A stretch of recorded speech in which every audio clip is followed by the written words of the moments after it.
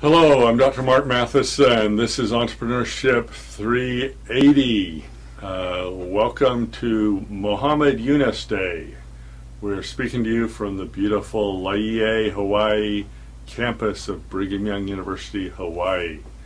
And we are talking about Mohammed Unice, who is basically the George Washington of social entrepreneurship.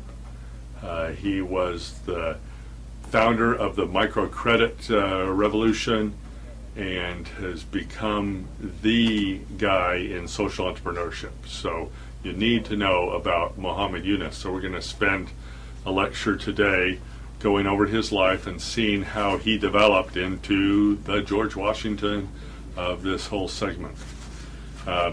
He's from a country called Bangladesh, which is just east of India, formerly a part of Pakistan, and they won their independence from Pakistan, and that's an important part of the story in his life, was his desire to see Bangladesh develop and do better than they have. One of the poorest countries in the world. They had a massive famine and just has devastated the country. So when he was a young man, born in about 1940, just right before World War II. So when he was a young man, he used to hear bombers going over his house, and they weren't too affected by World War II, but a little bit in their life. His father was in the jewelry business, a good middle-class family.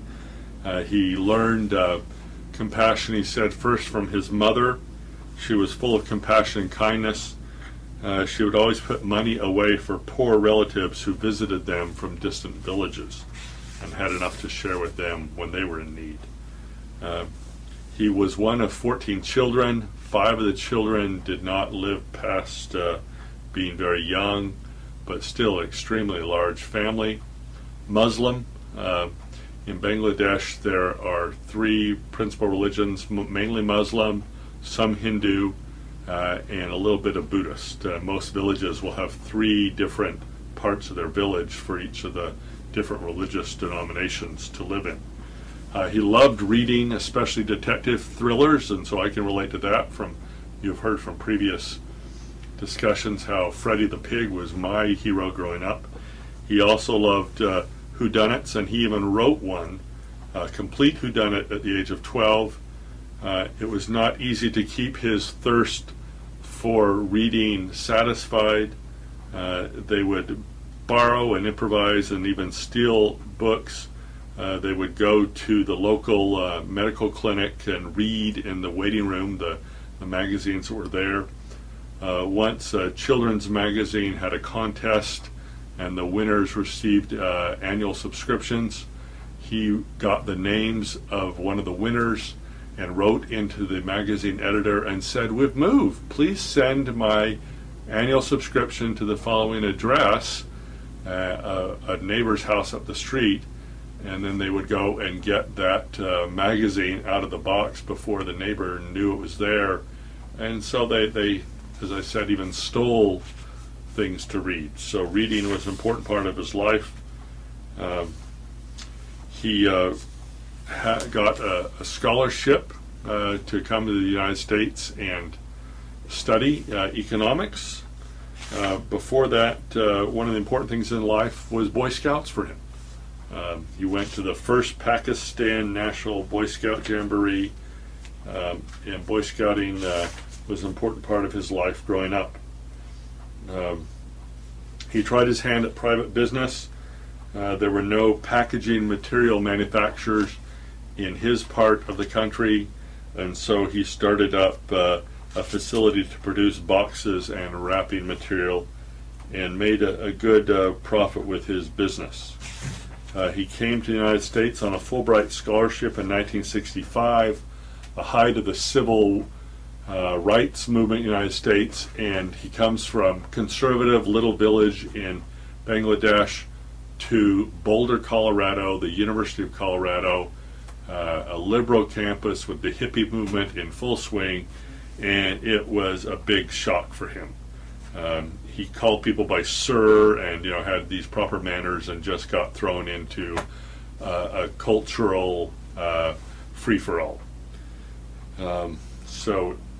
He grew up, when they staged plays in his country, women were not allowed to participate, so men wearing women's dress and makeup would take on the female roles. So still a very conservative, restrictive society. And he comes to the United States, and right at the time of the hippie movement, rules are flying out the window. So a very different society. Interestingly enough, he's studying economics and gets a PhD in economics and becomes a teacher of economics at North Tennessee State in Murfreesboro, Tennessee. And one of his fun things he loved, though, was silly American television. He loved I Love Lucy, Gilligan's Islands, and Hogan's Heroes. So here we have the father of social entrepreneurship still gets a kick out of Gilligan's Island. He married a Russian student that was also studying at where he was. They fell in love, and she said, "I'll come back and live with you in Bangladesh." And they did, but several years later when they had their first child, she said, "I can't raise my child here." And so she left, and they got divorced. When he is teaching in the United States, the Bangladesh side on the east part of India tries to break away from the main part of Pakistan on the western side of India, and they win their independence after a very bloody civil war in the early 1970s. And to tell you how traumatic it was for the country, compare it to the United States of America, where we think Vietnam was a traumatic experience for us. Here, we lost 54,000 in the Vietnam War of United States citizens. Bangladesh, a smaller country than the United States, lost 3 million citizens in their war. So 54,000 to 3 million, that's almost a 100-to-1 ratio there of casualties. So you can imagine the impact that had on the country. Their economy was devastated, and their whole groups of citizens had been wiped out. He goes back to Pakistan after the war is finished, to Bangladesh, excuse me, and tries to help get the new government started, and he takes a position as the department chair in economics at a university in Bangladesh. He gets frustrated fairly quickly at the differences between academic economic theories and the reality of the economy for the little person, the little villagers. The place where the university was a little city or a little village called Jobra that put the university out far away from the main population to keep the students from having a negative influence on the rest of the population. And he used this little village right outside the gates of the university as an economic experimentation model. And so he tried to go and see how economic theory really works in the day-to-day life of poor Bangladeshi citizens. He goes and he tries to get in contact with these people, and one problem was, being a devout Muslim that he is and going to a Muslim part of the village, as a man he is not supposed to speak to women that are not part of his immediate family. Those women stay indoors and don't want to speak to strange men. So that's, you can imagine, a hard thing for a researcher to get information from someone who doesn't and isn't supposed to talk to him. So he very early on started to take his female undergraduate students to come and to be the information gatherers in this village. And here's one of the first things he determines is he talks through almost through the wall to this one woman, and He says, how old are you? 21. He doesn't use a pen or a notepad, for that would scare her off. Later, I was only allowed my students to take notes on return visits. He asked the woman, do you own this bamboo? Yes. How did you get it? I bought it. How much does the bamboo cost? About 25 cents. Do you have 25 cents? No, I borrow it from the moneylender. The moneylender. What is your arrangement with them? I must sell my bamboo stools back to them at the end of the day as repayment for my loan after I've made them. How much do you sell the stool for? 24 cents. So she had 22 cents for the bamboo that she paid for. She sold them for 24 cents. She made 2 cents of profit per day. And the problem was the moneylender, in order to get money from the moneylender and get a loan for the day to buy the bamboo, the moneylender said, I'll loan you the money, but you have to sell me the bamboo stool. And he determined the price that she would sell it to him for.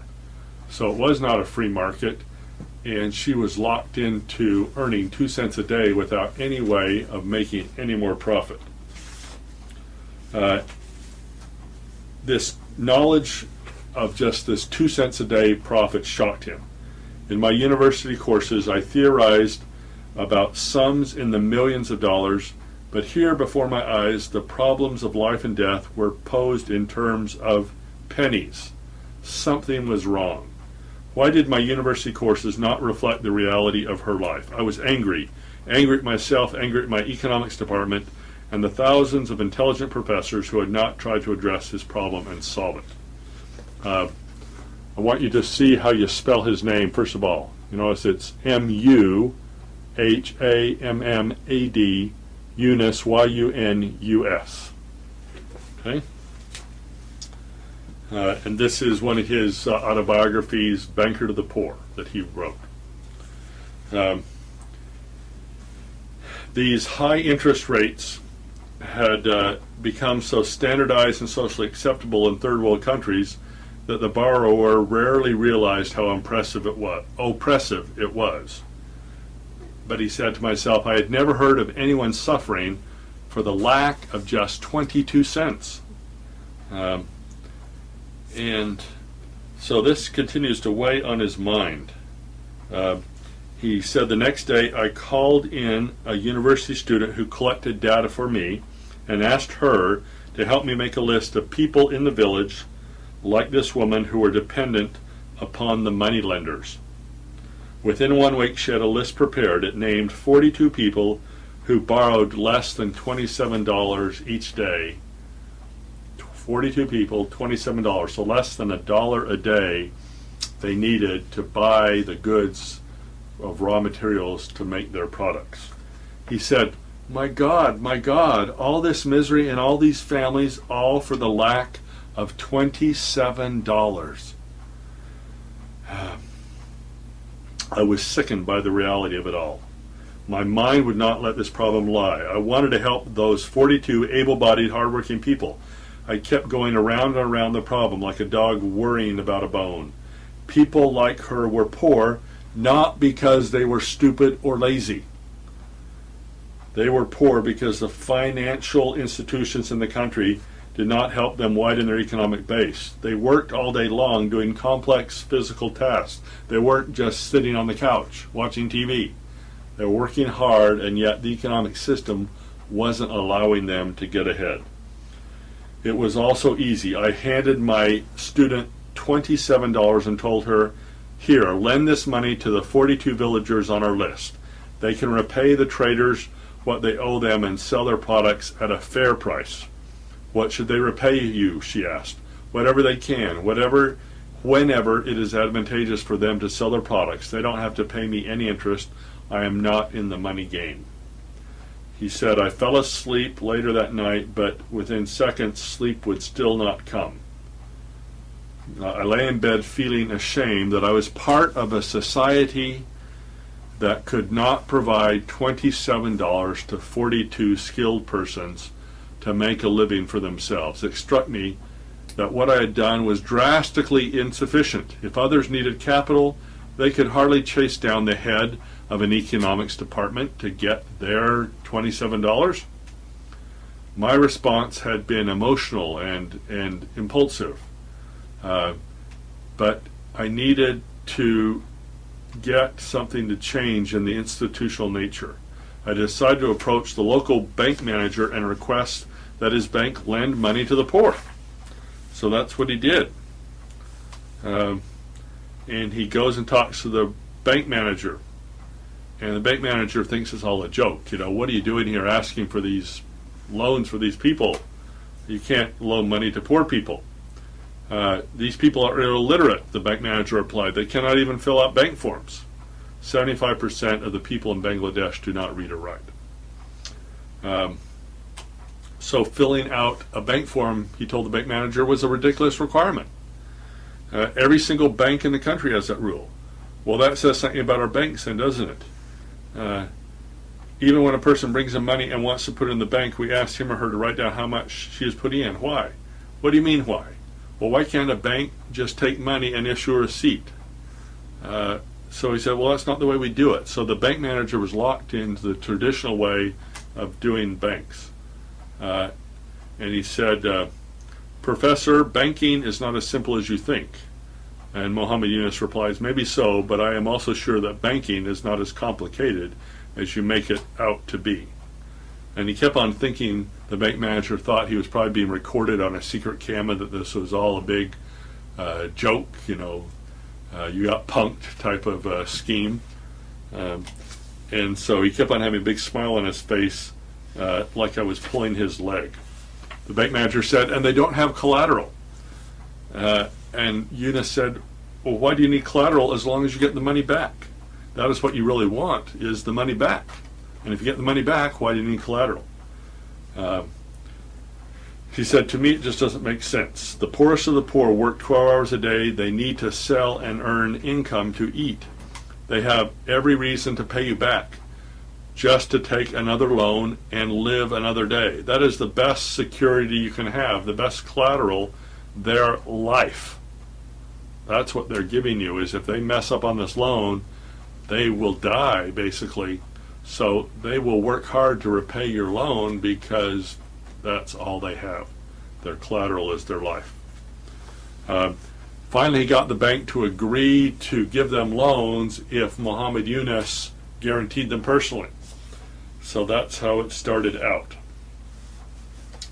And that's the beginnings of what is now known as the Grameen Bank, Grameen, that was founded by Mohammed Unice.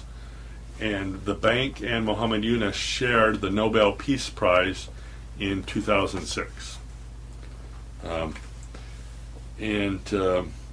He was helping these people, the people he called banking untouchables.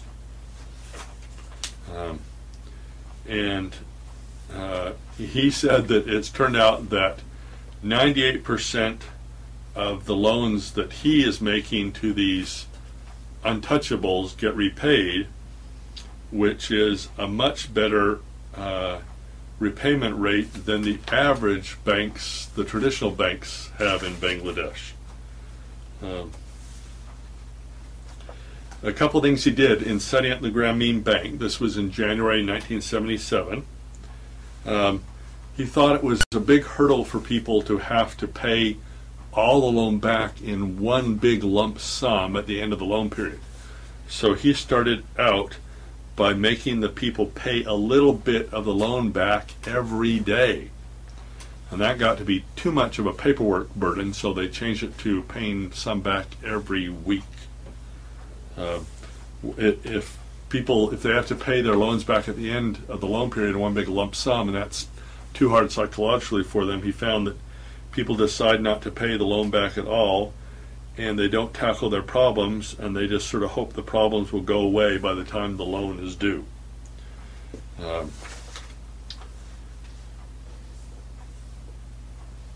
He then also requires that the loan applicants come as a group to get a group loan, so there's some peer pressure and some accountability to the other members of the group to repay the loan. So they require at least 5 people to come together as a group, and once that group is formed, we extend loans to 2 members of the group. If these 2 repay regularly for the next 6 weeks, 2 more members may request loans. The chairperson or head of the group is normally the last borrower of the 5 in the group. They have to undergo at least 7 days of training on their policies of the bank to understand that they know in an oral examination the policies of the loan, the rules of the loan. Because they can't read or write, they don't have any loan documents, so they have the people take verbal training and then they commit with an oral examination that they understand the loan. And so you can't come back and say, oh, I'm part of this group, but I didn't understand the rules for the loan. They won't let that inaccountability pass as a bad excuse. They had a hard time initially getting women in the Muslim society to come in and make loans. They wanted to particularly target women for the loans, and yet they couldn't get women to do it. Here were some of the people that some of the thoughts they had about loan. The one woman said, the money burns her fingers. Tears rolled down her face. She had never seen so much money in her life. She never imagined it in her hands. She carries the bills as she would a delicate bird until someone advises her to put the money away in a safe place, lest it be stolen. The other, we'll hear in a few moments, other problems they had in getting women to make loans. They required the borrowers to deposit 5% of the loan in a group fund. And that was sort of an emergency fund that the group could rely on if one of the people got in trouble in the loan. And they've had so much success in that the safety funds in about 20 years have grown to over 100 million of that backup funds to prevent problems in the future. They also held meetings out in the open. They didn't want anything behind closed doors to reduce the danger of corruption.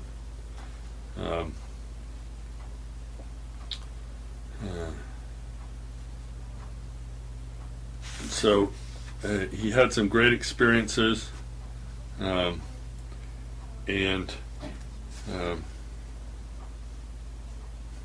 they learned the rules of honesty. They still had some deception.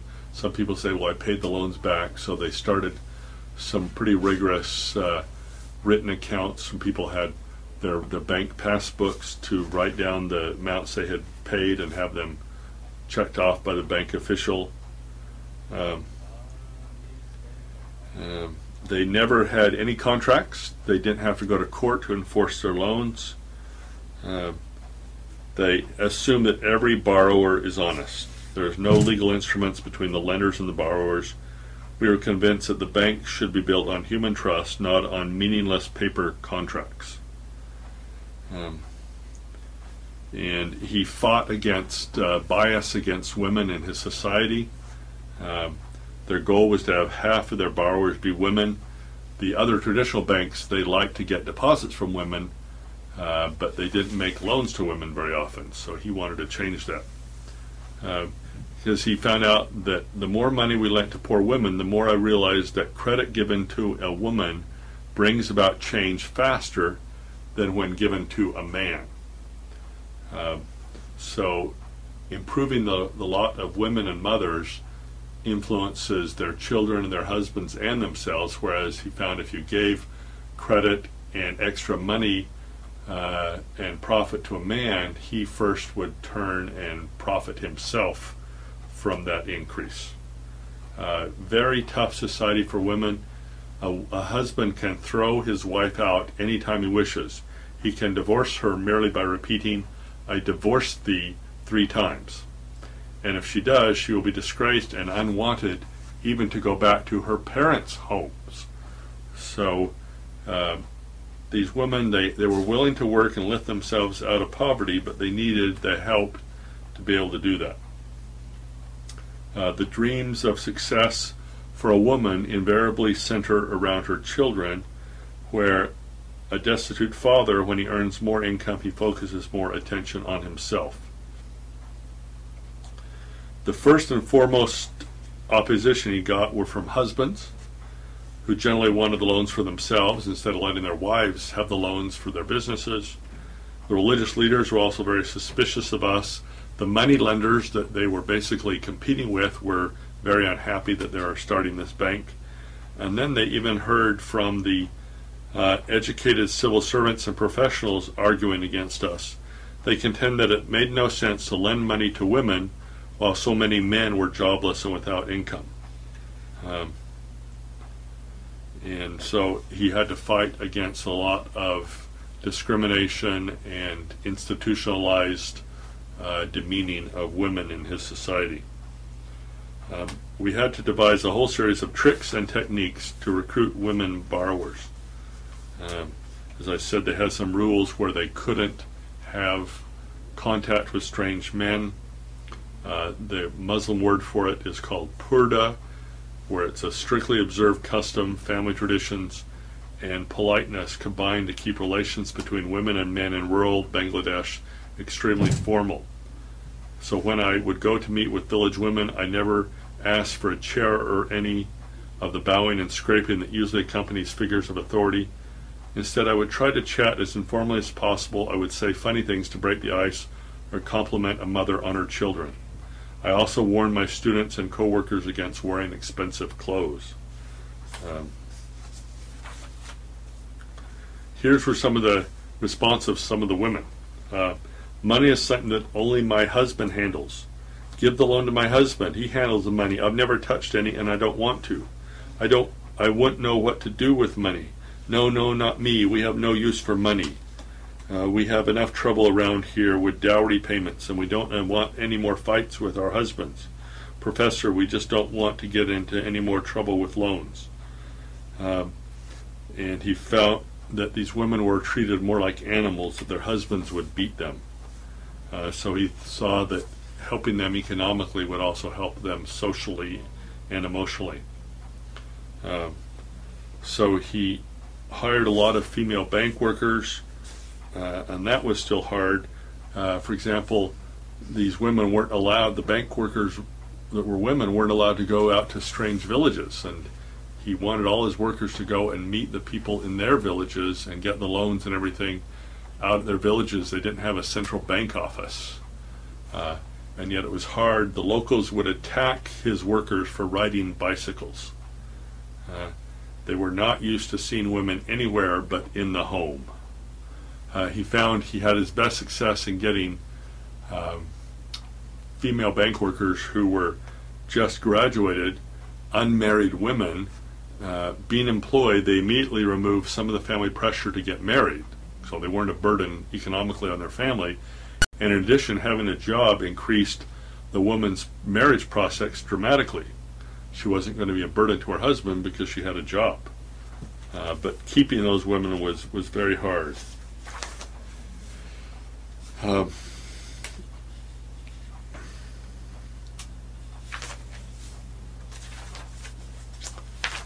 So by some great, I think, divine intervention, he was able to expand and get enough people in the higher-ups of Bangladeshi government to support him in expanding the bank, to letting him give it a try in other villages, because at first they said, oh, that just worked in your local village, but it would never work in other parts of the country. And so he had to expand it to prove to them that it would work. And so he overcame a lot of opposition. Grameen, the name of the bank that he started, means village. So in an adjunctal form, Grameen means rural or of the village. And so he had people that finally gave him help. He tried for a long time to get some outside help, and finally I think one foundation in the United States was a good supporter. It just took a long time. I mean, he started the bank in '78, and he wins the Nobel Peace Prize finally 28 years later.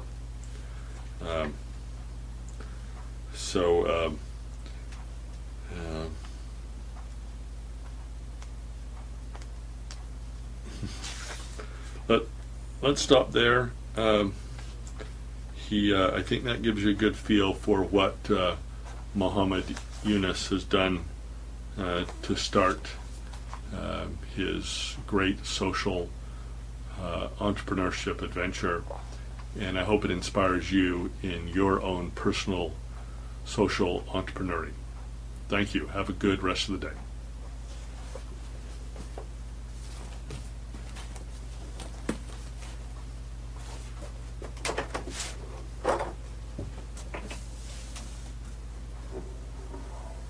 Yeah.